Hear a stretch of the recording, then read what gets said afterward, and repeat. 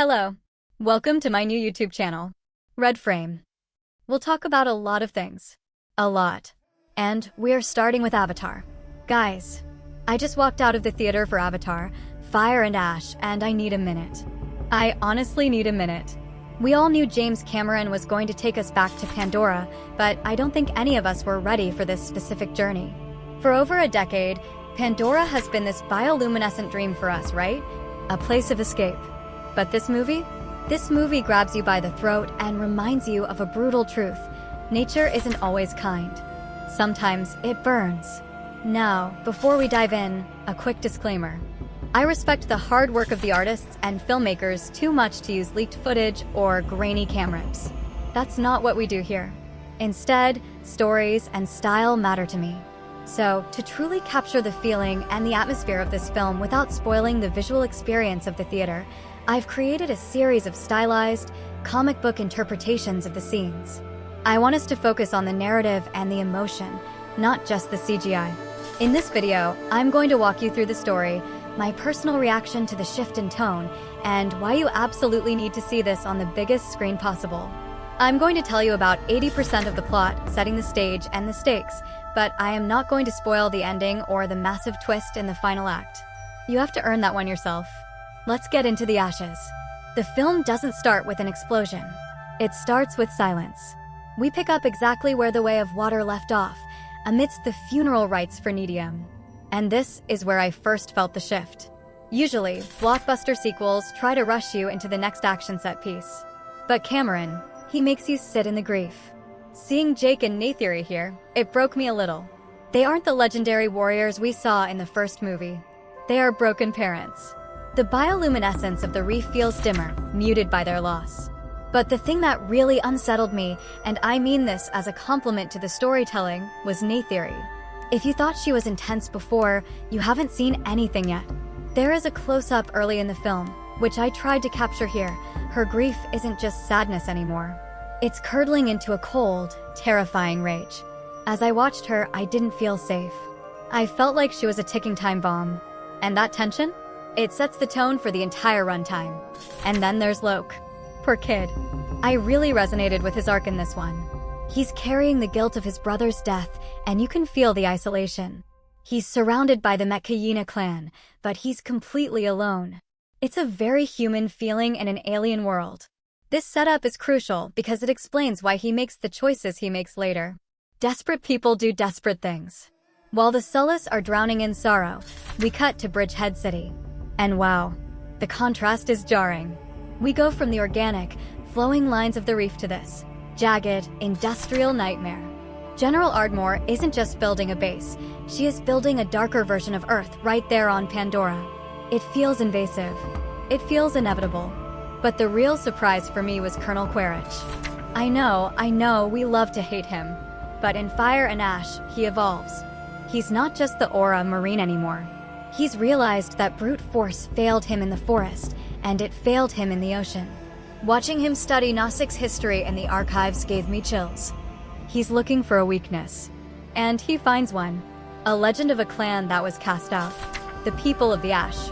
This is where the script flips.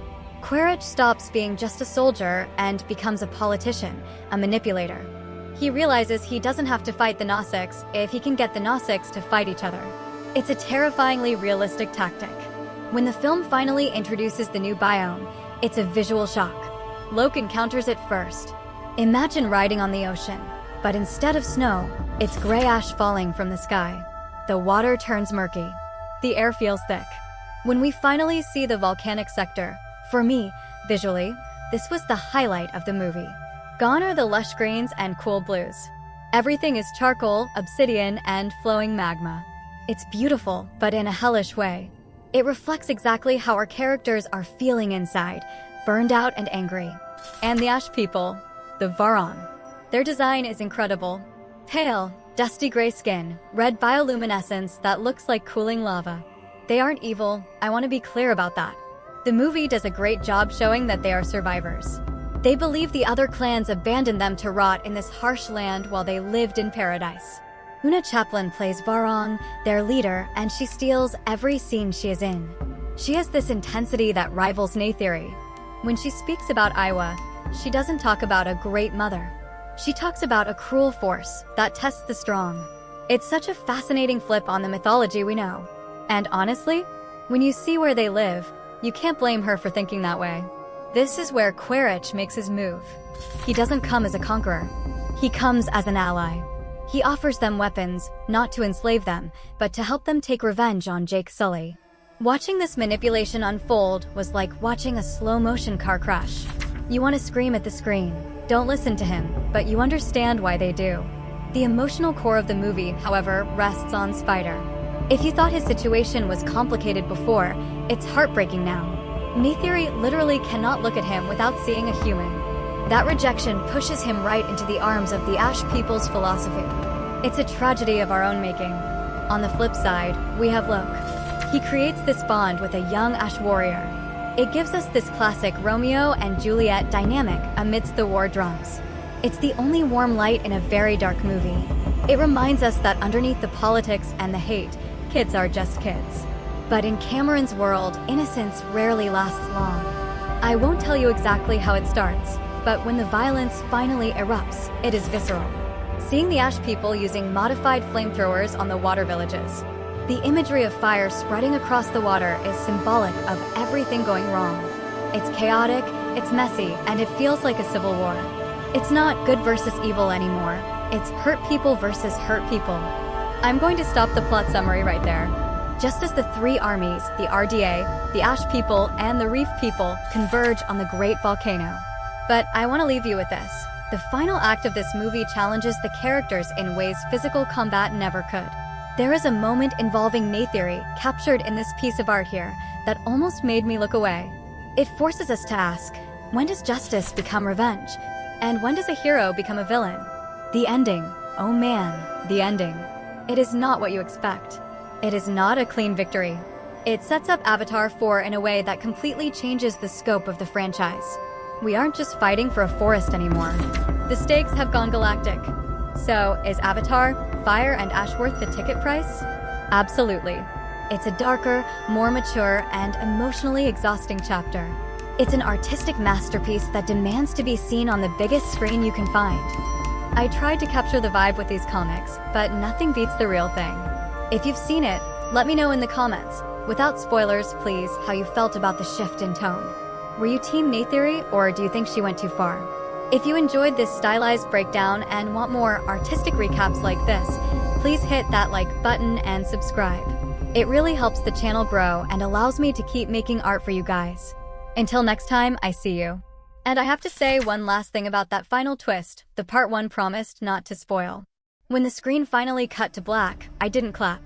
I couldn't. I just sat there in this heavy, stunned silence. You know that feeling when you realize the ground has shifted beneath your feet? That's what the finale does to you. It forces you to rethink everything you thought you knew about the villains of this story. It recontextualizes the entire war. Leaving the theater, I didn't feel the triumph of a hero winning a battle. I felt the terrifying weight of a war that has just become infinite. It haunts you long after you leave your seat. And honestly, that is exactly why you need to experience it for yourself. This comic book style breakdown was a labor of love, and I want to do more. So, you tell me, which universe should get the REDFRAME treatment next? Should we dive into the sands of Dune? The grid of the Batman? Or maybe something totally different? Let me know in the comments what you want to see on my drawing board next.